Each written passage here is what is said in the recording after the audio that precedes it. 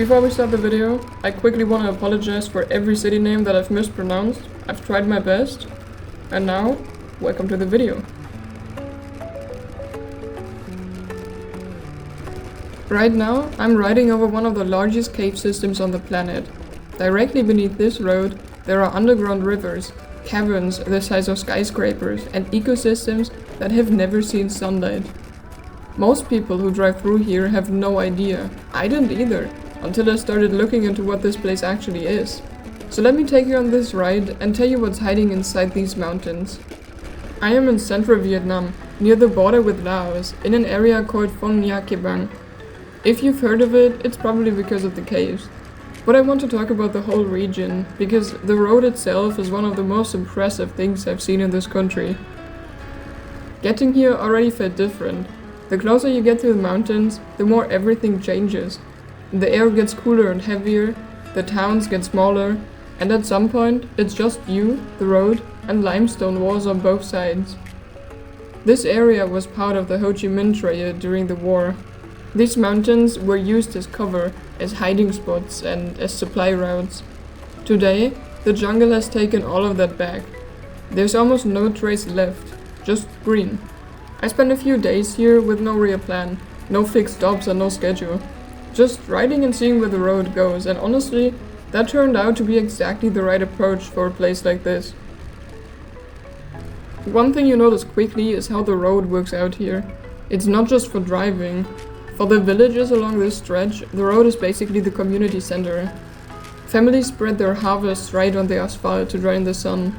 Corn, rice, and peppercorns, these huge colorful patches just covering the road. You have to swerve around them, and then there's the water buffalo situation. They just stand wherever they want, they don't care about you. You wait, that's the rule.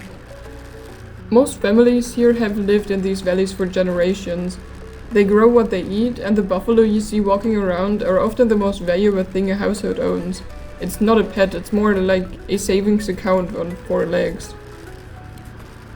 There's not much of a language barrier because there's not much talking needed.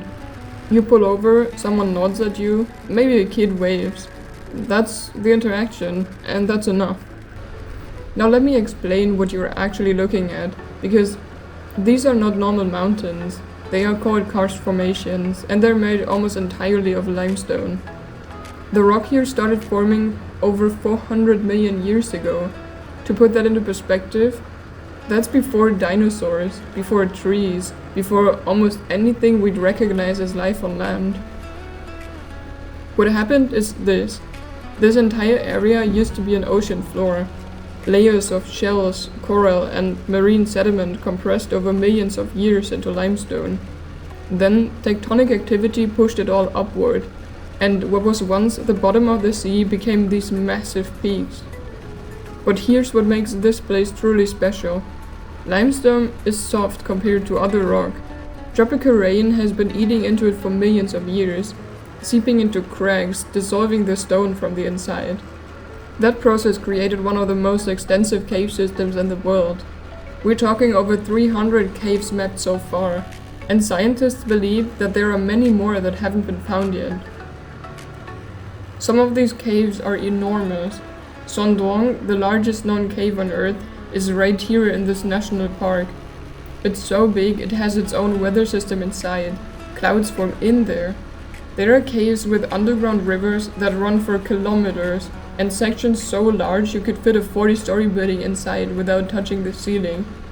And all of that is directly beneath the road I'm riding on right now. You can't see it, but it's there. That thought kept coming back to me the entire ride. If you've seen photos of this area, you've probably noticed the water. The rivers here are this intense, almost glowing turquoise. And when I first saw it, I assumed it was just the light or the angle or maybe a filter on someone's photo, but it's actually not. The color comes from the limestone.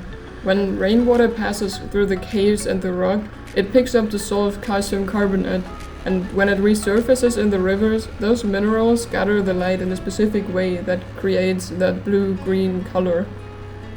It's the same reason some glacier lakes look unreal, the soft minerals changing how light behaves in the water. But this water isn't just pretty. It's the reason the caves exist in the first place.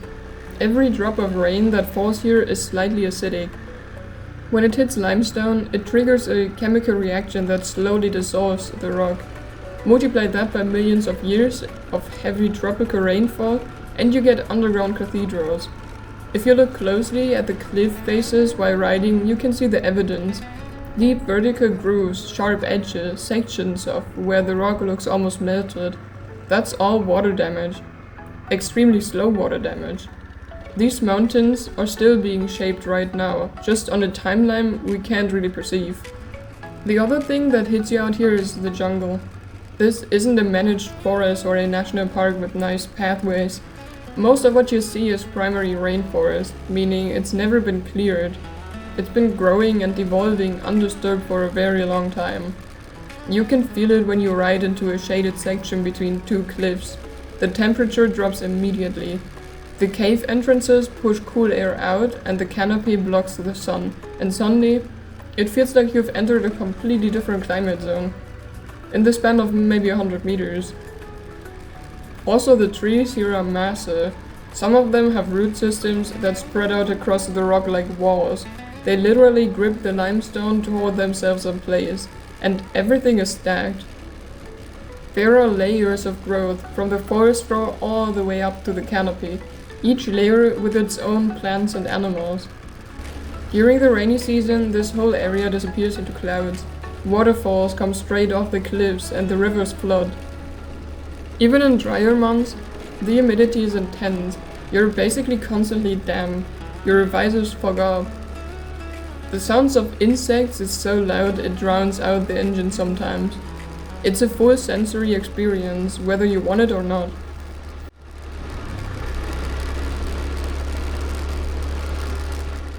I think what made this ride stay with me is the contrast.